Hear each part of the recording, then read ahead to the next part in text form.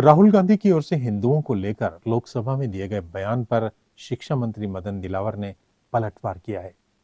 उन्होंने कहा कि राहुल गांधी ने पूरे देश के नागरिकों को अहिंसक और झूठा कहा। इससे बड़ा अपमान देश का नहीं हो सकता। पता नहीं कांग्रेस किसके इशारे पर चल रही है और कहां से इनको प्रेरणा मिलती है। चाणक्य ने सही कहा था कि विदेशी महिला से पैदा हुआ बेटा और बेटी देश का भला नहीं कर सकते। राहुल गांधी भी ऐसे ही हैं, इसलिए राष्ट्र के खिलाफ बोलते हैं। वे देश के खिलाफ ही काम करेंगे। चाणक्य की ये बात आज सच होती हुई दिखाई दे रही है। शिक्षा मंत्री रविवार को झुंझुनू दौरे पर थे। इस दौरान सर्किट हाउस में प्रेस वार्ता के दौरान उन्होंने ये बात कही। दुख की बात यह है कि कांग्रेस के राष्ट्रीय नेता राहुल गांधी जी ने पूरे देश के लोगों को हिंसक कहा है, झूठा कहा है। मैं समझता हूं इससे बड़ा अपमान पूरे हिंदुस्तान का और हिंदुओं का कोई हो नहीं सकता है।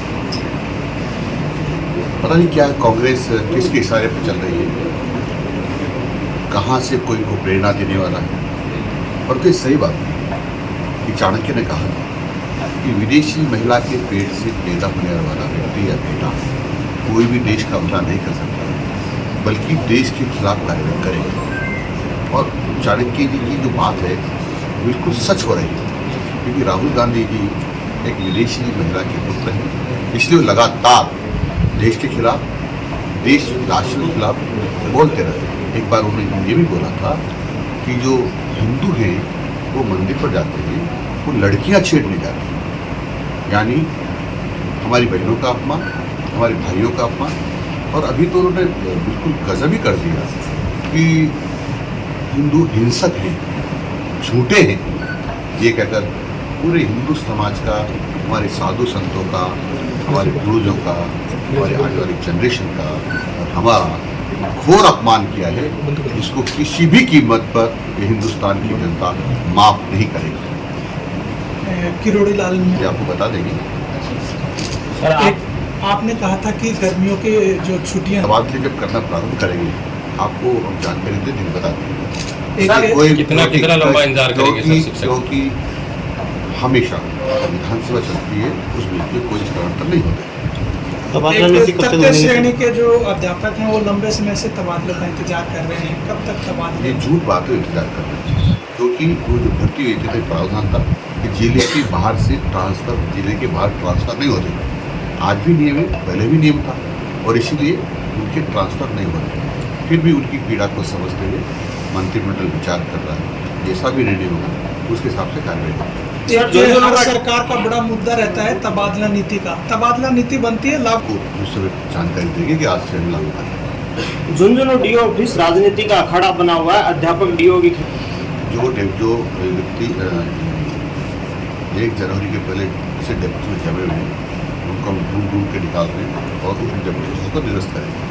एक पोषण को लेकर जो बाल गोपाल योजना चलाई गई, बच्चों को स्कूल में दूध मिले, लापरवाह अधिकारियों की वजह से स्कूलों में जो दूध है वो एक्सपायर होता है। झुंझुनू की बात करें तो लगभग 2000 लीटर दूध है वो एक्सपायर हुआ है। तो इस तरह का लापरवाह अधिकारी ऐसा नहीं है एक्सपायर हुआ है, मैं अभी बताता हूँ आपको, क्योंकि बहुत सारे बच्चे इस पाउडर के दूध को पीते नहीं, उसके कारण से हमारा पाउडर बच जाता है। परंतु अब हम विचार कर रहे हैं कि इसका अल्टरनेट अच्छा क्या हो सकता है। मिलेट्स भी एक इसका अल्टरनेट हो सकता है, उस पर हमारे जो पोषण के एक्सपर्ट हैं वो विचार कर रहे हैं। टीचर्स की जो भर्ती है, आपने बयान दिया था कि हमने ये कहा था इस पर विचार करेंगे, ताकि उनका बहुत सारा 3-4 साल जो बेकार हो जाता है वो बेकार जाता है। तो इस पर हमारे एक्सपर्ट और हम सब उन पर विचार कर रहे हैं। कोई लीगल प्रॉब्लम तो नहीं है। रीट एग्जाम कब होगी सर? लगभग 1.5 साल हो गई एग्जाम।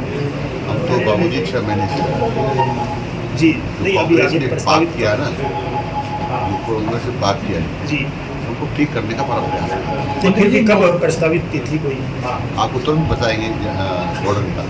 सरकारी स्कूलों में नामांकन वर्दी के प्रयास तो होते हैं, मगर अध्यापकों की उदासीनता के चलते नामांकन वर्दी नहीं हो पाती है। निजी स्कूलों के गुणवत्ता में उनके पास संसाधन में भी इजाफा है, फिर भी नामांकन वर्दी नहीं हो पाती है।